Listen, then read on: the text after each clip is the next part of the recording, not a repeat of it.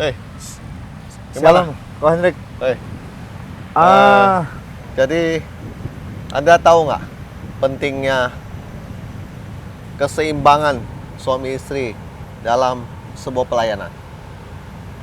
iya Ko Hendrik, itu merupakan satu satu salah satu masalah kalau menurut saya, masalah atau salah satu halangan ya, untuk kita lebih lanjut lagi melayani Tuhan ya. Ya. Karena dengan istri kan ini yang paling deket nih Ko Hendrik. Jadi tidak bisa kita mengabaikan istri. Jadi bagaimana ya Ko Hendrik ya kalau misalnya di dalam pelayanan kita tiba-tiba istri ini masih ada suatu hal yang belum cocok, atau masih ada suka pertengkaran, masih ada suka beda pendapat karena mungkin masalah waktu, masalah ini, masalah anak dan sebagainya lah, masalah ekonomi, masalah pekerjaan. Sewaktu Ya. kita melayani Tuhan, Ko Hendrik. Kalau menurut Ko Hendrik, bagaimana harus mengatasi yang seperti ini? Ya, saya sering melihat itu ada beberapa masalah, khususnya suami istri yang melayani Tuhan ya. Satu, masalah keuangan.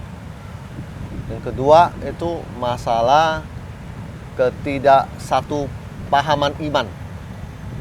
Jadi, satu masalah uang, dua masalah ketidaksatu pahaman iman gitu loh.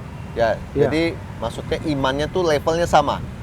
Yang ketiga itu masalah rumah tangga.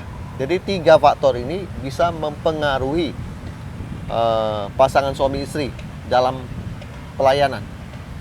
Nah, kita ngomong yang masalah keuangan ya.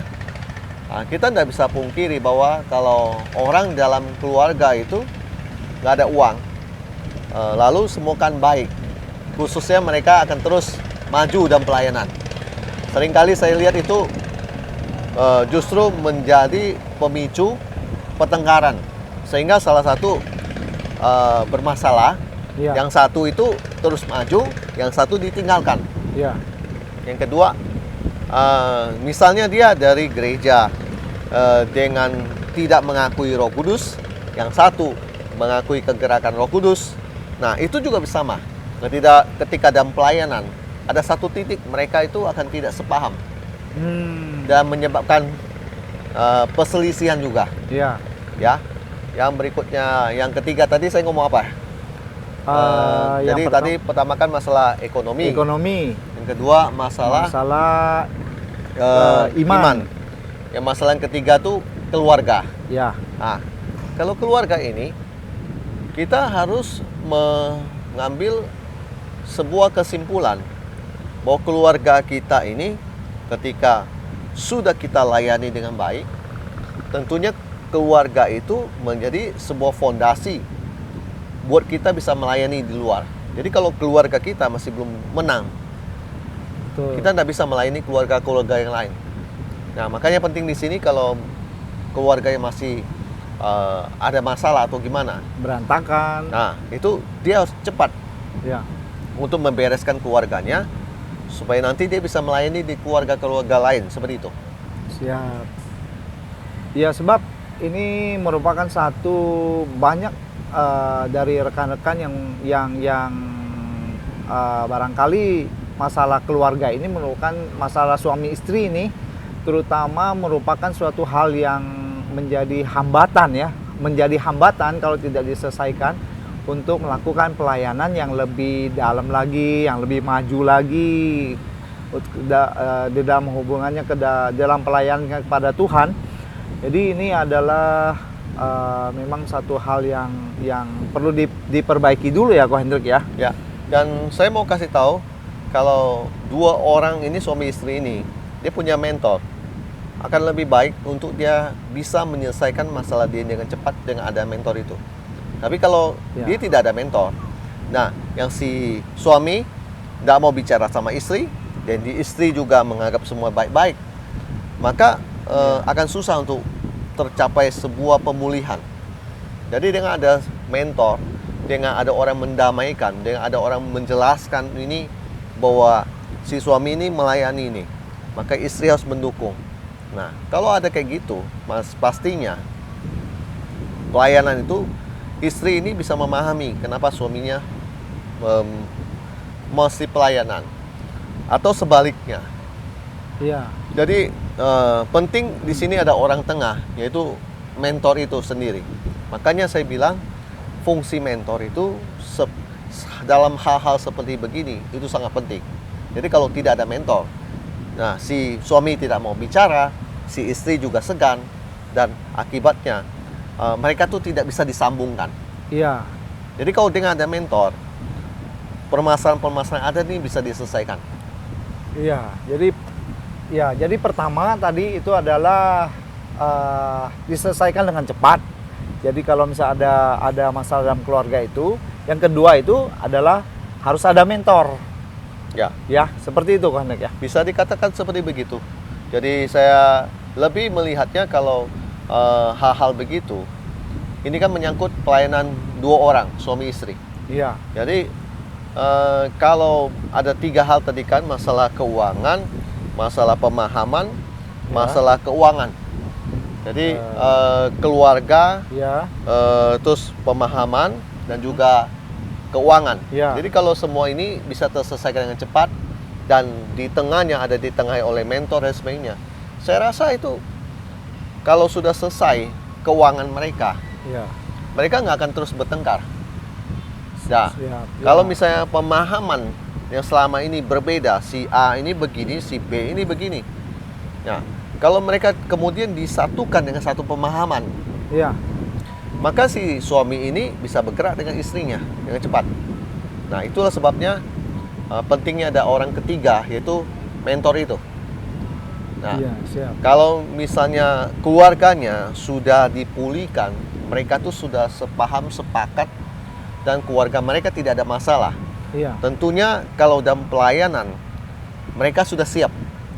Nah, mereka bukan mendoakan orang, tapi mereka sendiri masih bermasalah. Seperti itu. Jadi ini memang kasus-kasus yang banyak terjadi dalam keluarga. Jadi Anda mungkin masih menemukan yang cuma hanya sebatas bertengkar. Saya pernah menemui ada kasus-kasus di mana hamba Tuhannya sampai pada satu titik memukul istri. Nah, itu sebuah tantangan bagi para pemimpin. Jadi ini bukan berbicara gembala, tetapi pemimpin dari gereja-gereja, untuk mereka memperhatikan bahwa begitu banyak gembala-gembala, khususnya gembala di pedalaman, mereka tuh butuh satu mentor atau butuh seorang rasul untuk bisa membina mereka semua, supaya pelayanan itu didukung oleh istri atau didukung oleh suami, siapapun yang mereka sebagai gembala sidang atau pelayan atau hamba Tuhan. Seperti begitu. Ya, saya mengerti kok, Hendrik, jadinya. Sebab kita bukannya melayani dan akhirnya menjadi berkat, tetapi malahan setelah kita melayani di dalam keluarga kita sendiri malah berantakan. Nah, betul sekali kata pengertian yang Ko Hendrik berikan, ya. Jadi saya jadi semakin mengerti ini. Jadi memang harus diselesaikan dulu dalam keluarga, kemudian seorang mentor itu sangat penting sekali di dalam menjalani kita melayani Tuhan, karena tidak mungkinlah kita bisa maju dalam melayani Tuhan jika dalam keluarga sendiri terjadi perpecahan atau terjadi pertengkaran, dan kita tidak menjadi berkat di luar, Ko Hendrik. Ya, kalau seorang istri yang misalnya dia pemahaman imannya levelnya masih rendah, dia tidak satu level dengan si suaminya, tapi suaminya melayani, dan dia selalu merasa keberatan dengan pelayanan sang suami ini. Nah, maka butuh satu orang penengah, yaitu mentor, untuk membina si istri ini supaya level imannya tuh bisa naik dan sama dengan suaminya. Kalau tidak begitu, tidak bisa. Sampai kapanpun dia nggak akan mengerti tentang pelayanan itu. Nah, dengan demikian dia bisa mendukung pelayanan suami tersebut. Siap. Seperti itu. Sebab kadang Kita sudah melakukan mesbah doa, kita sudah melakukan bersama dengan anak-anak dan istri dan keluarga. Mesbah doa itu sudah tiap malam kita doakan ya sebelum kita pergi pelayanan. Tetapi masih saja kadang masih terjadi pertengkaran, ketidaksetujuan dan sebagainya ya. Dan Itu pengaruh dari level iman orang. Makanya harus ada Ya. satu level iman yang sama supaya Ya. mereka bisa melangkah bersama. Dengan kata lain ya harus ada orang tengah, mentor yang membina mereka supaya mereka imannya tuh bisa sama. ya, Nah, sehingga mereka bisa mengerti kenapa suami harus melayani, kenapa istrinya harus melayani, Ya. dan pasangannya tuh mendukung. Seperti ya, begitu. saling mendukung ya Kondek ya. Ya, jadi sehingga kalau sudah dikasih pengertian seperti itu, maka dia nggak akan memikirkan lagi dan sebagainya. Ya. Seperti itu. Ya, saya kira penjelasannya kurang lebih seperti itu, Jo. Siap. Ya. Ya, Ya, terima kasih Ya. Kondek berkatnya. ya, Puji Tuhan, saya semakin mengerti hari ini, Kondek. ya. Puji Tuhan. Ya, Tuhan berkati ya. Tuhan berkati, Yuk, Kondek. kita makan Terima ya. kasih. Yuk.